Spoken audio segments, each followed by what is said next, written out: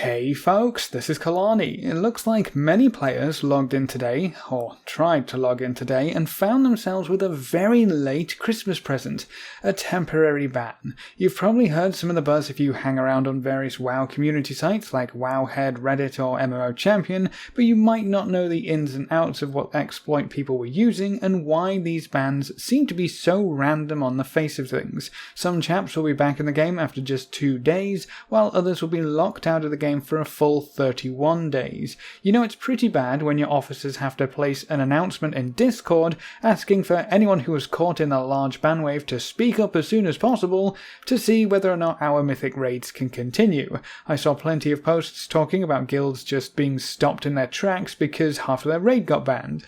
So what was the exploit, how did it work, and was this really a ban-worthy offense? Let's have a closer look at what's been going on. The exploit was actually very simple. The bonus experience potions that you purchased from your Warfront vendor were creating a new instance of the potion buff. So every time you used another potion, you got another buff. Typically, these kinds of potions or buffs will either override their current existing buff, add a stack to the same buff if the effect stacks, or add time to the duration of the buff up to a certain limit. These potions were obviously acting very strange by not only stacking where they weren't supposed to, but they were stacking by creating a new buff altogether. So you might think, well, it's no wonder people figured this out if the potion is really that bugged. It also doesn't help that the potions have been plagued by a completely different bug since they entered the game. They don't ever show a duration, which is pretty frustrating when you're trying to get the most out of them. They're supposed to last for 1 hour, but you have no idea how long is left on your potion unless you actively track time outside of the game. Plenty of people were probably overriding their potion by using another one before their current buff expired. If that was allowing the potions to stack, then we might have a bit more of an ambiguous case here.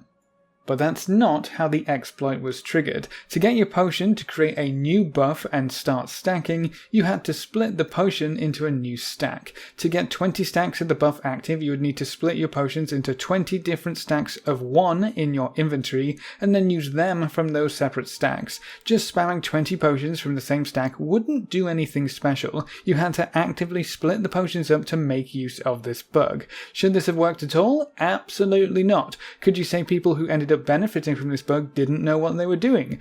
I seriously doubt it. Can you blame people for doing it anyway to level up faster?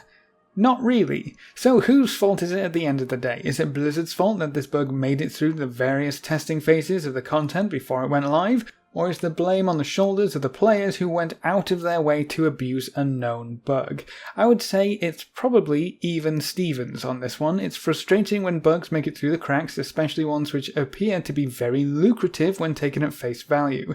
This bug allowed you to level from 110 to 120 in 20 minutes. If you dangle that prospect in front of a player's face, especially someone who has been wanting to play different characters at 120 but absolutely hates leveling, people would take that bait faster than you can say go fish. The exploit was also available to anyone and everyone who knew how to make it work, and had a max level character already. Most people have a handful of the Warfront currency just floating around. All it took was a trip down to a local potion dealer, and away you go with insane bonus experience. So the exploit was easy to execute, and it was widely accessible.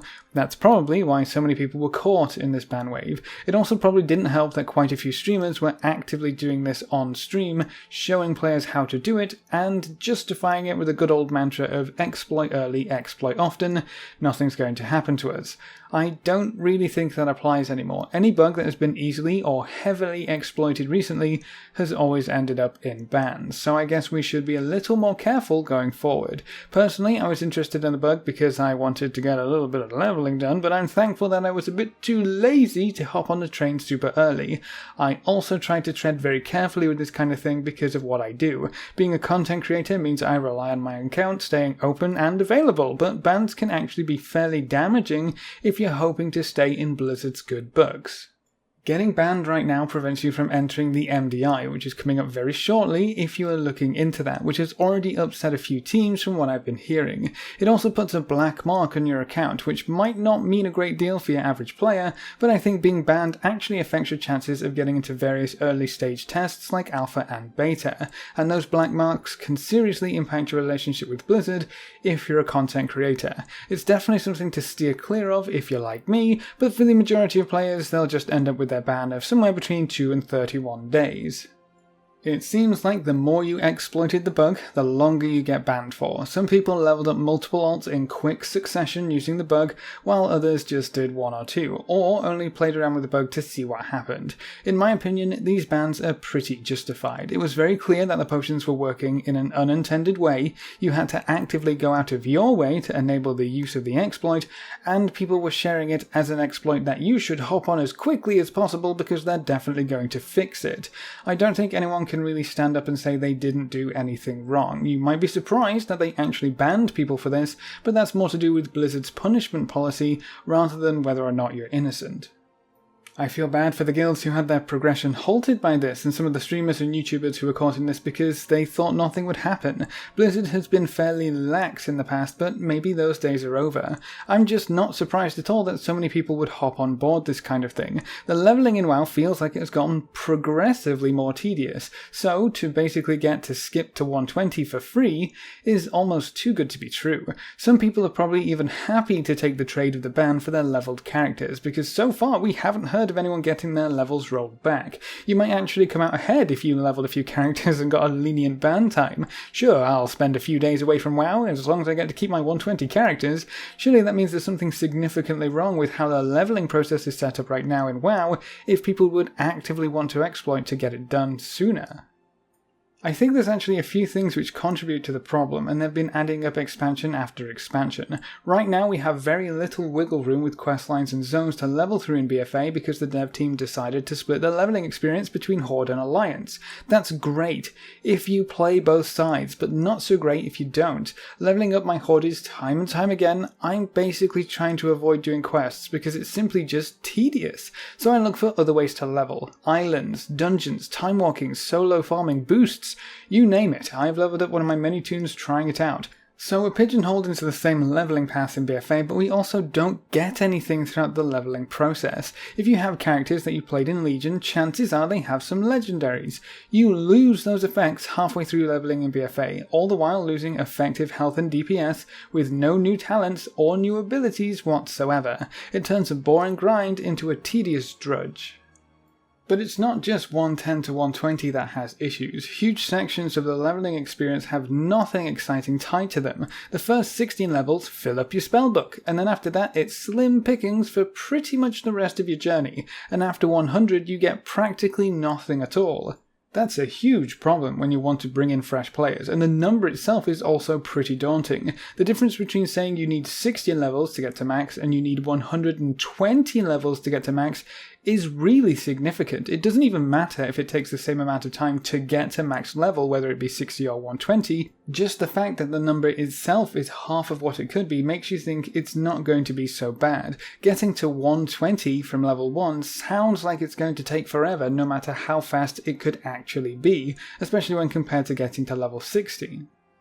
Interestingly, we might actually see a resolution to this problem sometime in the near future. In the recent Q&A, Ian talked about the possibility of a level squish, and it's something they're seriously talking about internally right now. How that's going to work or how it will end up translating in-game, we're not too sure, but when they know more, we'll know more, and they're interested in a wide variety of community feedback on the idea of a level squish. Personally, I would love for an expansion to condense and rearrange a lot of the old world, because it just doesn't make sense right now. Starting players off in the latest expansion wouldn't be a terrible idea and would encourage new players to check out the game because there isn't this huge marathon that you have to take part in before you can catch up to everyone else. I would also make good use of the caverns of time to keep the older stuff in the game. If you want to quest through TBC stuff, just pop down to the Bronze Dragonflight so they can tell you the story of how Illidan came to power and ultimately fell before the combined might of our factions. The same thing goes for every other expansion, tying them them to the Caverns of Time and having them as optional content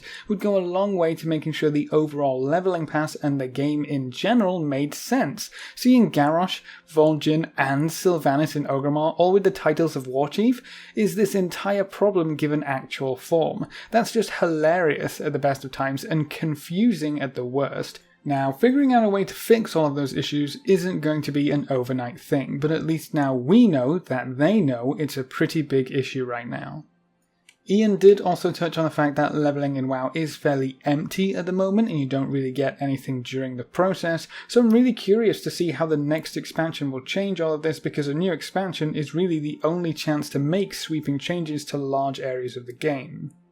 But anyway, if you are out of the loop, lots of players have been banned for exploiting an experience potion that shouldn't have been stacking, but they were actively causing it to bug and stack anyway. That gave them lots of bonus experience, which meant they could level extremely quickly. I think the bans are justified, but I don't blame the people who took advantage of the bug, because leveling in WoW is pretty lame right now. And that's it for this video. What do you think about a potential level squish happening in the near future? Do you think the chaps who are exploiting these potions should have been banned?